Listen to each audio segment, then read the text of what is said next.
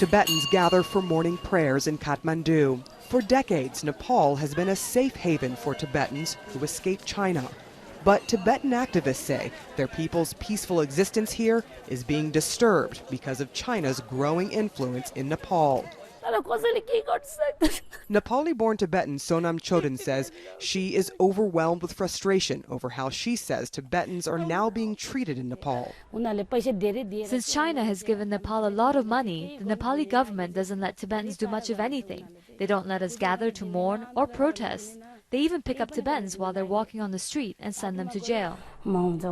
In her home, she worships the Dalai Lama. Outside her home, she speaks her mind on issues involving Tibet, and she's paid a price for it. This is a picture of her in the green headband at a Tibetan protest in Nepal in 2008. Since 2008, I went to jail many times, 30 times at least. 30 times? Yeah. She has lived here all her life and says things began changing for the worse for Tibetans in 2008. That was the year of the uprising in Tibet and across the world, which embarrassed China as it prepared to host the Olympics. We traveled to the Nepal-China border, where trade is the main order of business.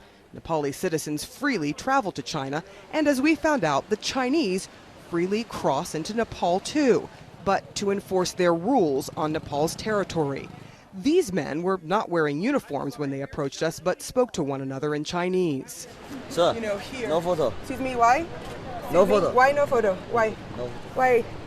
You can see that the Nepali police are actually fine with us shooting, but the people from China are trying to stop us from shooting, and we're still standing on Nepal's territory. And this is what the Tibetans say they are doing to them. They're reaching over into the territory of Nepal to try. Stop it! Stop it!